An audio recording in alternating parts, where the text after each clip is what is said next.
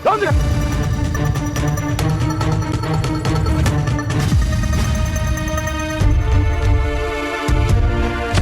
কলজাটা অনেক বাইরে গেছিলাম, একদম কলজার মতো দিটা ভরে দেবো।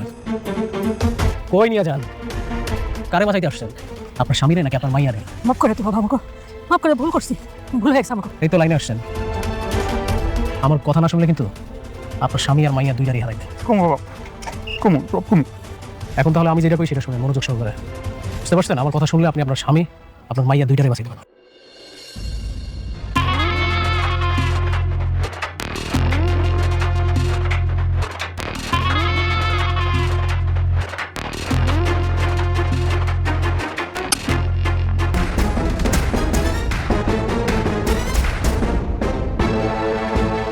ও চাচা, দাঁড়ান।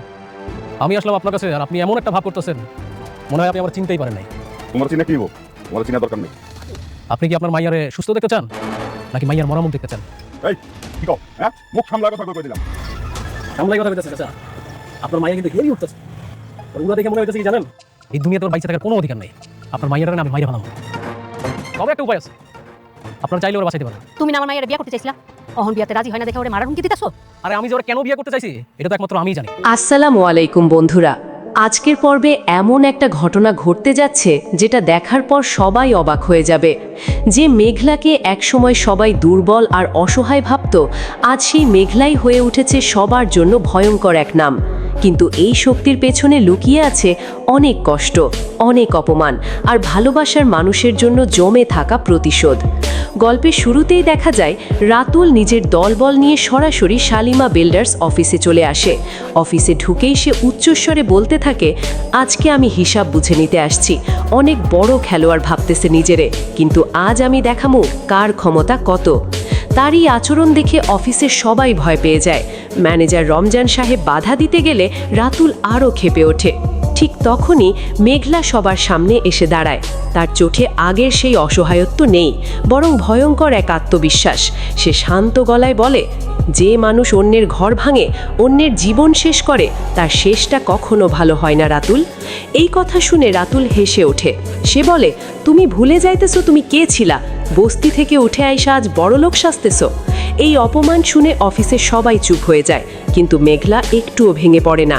সে একটা ফাইল টেবিলের উপর ছুঁড়ে মারে। সেখানে রাতুলের সব প্রতারণার প্রমাণ ছিল। কিভাবে সে অনেকের ব্যবসা ধ্বংস করেছে, কিভাবে মেঘলাকে কিডন্যাপ করার পরিকল্পনা করেছিল, সব কিছু সেই ফাইলে লেখা। ওদিকে অনেক তখনও মেঘলার উপর রাগ করে আছে। সে মনে করে মেঘলা টাকার ক্ষমতা দেখিয়ে সব কিছু নিজের নিয়ন্ত্রণে নিতে চাচ্ছে। কিন্তু যখন সে একে একে সব সত্য জানতে পারে, তখন তার ভিতরটা ভেঙে যায়। সে বুঝতে পারে মেঘলা আসলে প্রতিটা কাজ তার জন্যই করেছে। এরপর শুরু হয় সবচেয়ে আবেগের মুহূর্ত। মেঘলা অনেকের সামনে এসে বলে, তুমি যখন রাস্তায় ছিলা, তোমারে যখন সবাই অপমান করছিল, তখন আমি প্রতিদিন লুকায়া কাঁদছি। আমি শুধু চাইছিলাম একদিন তোমারে আবার আগের জায়গায় ফেরায় আনতে। এই কথা শুনে অনেকের চোখ ভিজে যায়, কিন্তু সে নিজের কষ্ট লুকিয়ে বলে, সব কিছু ফিরায় দিলেই কি ভাঙা মন জোড়া লাগে? এদিকে রাতুল থেমে থাকার মানুষ না। সে গোপনে নতুন ফাঁদ পাতে। সে আনিস চৌধুরীর কিছু পুরনো শত্রুর সাথে হাত মিলিয়ে শালিমা বিল্ডার্স দখল করার প্ল্যান করে। আর সেই পরিকল্পনার অংশ হিসাবে সে মেঘলার আসল পরিচয় নিয়ে প্রশ্ন তোলে। সে দাবি করে মেঘলা আশাকিব চৌধুরীর আসল মেয়ে না। এই কথা শুনে সবাই হতবাক হয়ে যায়। মেঘলার পায়ের নিচ থেকে যেন মাটি সরে যায়। সে কাঁপা গলায় বলে, তাহলে আমি কে? ঠিক তখনই অফিসে প্রবেশ করেন এক বৃদ্ধ মহিলা। তিনি কাঁদতে কাঁদতে বলেন, মেঘলা আমার মেয়ে। পুরো অফিস নিস্তব্ধ হয়ে যায়। মহিলা জানায়, বহু বছর আগে টাকার লোভে হাসপাতালের একজন নার্স শিশু বদল করেছিল, আর সেই কারণেই মেঘলা বড় হয়েছে অন্য পরিবারের কাছে। এই সত্য জানার পর মেঘলা একদম ভেঙে পড়ে। সে মনে করতে থাকে নিজের ছোটবেলার কষ্ট, অপমান আর সংগ্রামের কথা। কিন্তু অনেক তখন তার পাশে এসে দাঁড়ায়। সে মেঘলার হাত ধরে বলে, রক্তের পরিচয় বড় না, মানুষ কেমন সেটাই আসল পরিচয়। তুমি আগেও আমার মেঘলা ছিলা, এখনো আছো। এই দৃশ্য দেখে অফিসের অনেকেই কেঁদে ফেলে, কিন্তু রাতুল তখনও হাল ছাড়ে না। সে রাগে পাগল হয়ে বন্দুক বের করে বলে, যদি আমারে শেষ করো তাইলে সবাইরে নিয়েই শেষ হমো। চারিদিকে আতঙ্ক ছড়িয়ে পড়ে। মেঘলা অনেককে বাঁচাতে সামনে চলে আসে, ঠিক তখনই গুলির শব্দ হয়, সবাই চিৎকার করে ওঠে। অনেক দৌড়ে গিয়ে দেখে মেঘলা মাটিতে পড়ে আছে, তার হাত থেকে রক্ত ঝরছে। অনেক কাঁদতে কাঁদতে বলে, মেঘলা চোখ খুলো, তোমারে ছাড়া আমি বাঁচব না। পুলিশ এসে রাতুলকে গ্রেপ্তার করে নিয়ে যায়, কিন্তু মেঘলার অবস্থা তখনও সংকটাপন্ন। হাসপাতালে নেওয়ার সময় মেঘলা শুধু একটা কথাই বলে, অনেক, আমি তোমারে অনেক ভালোবাসি। মেঘলা কি বাঁচবে?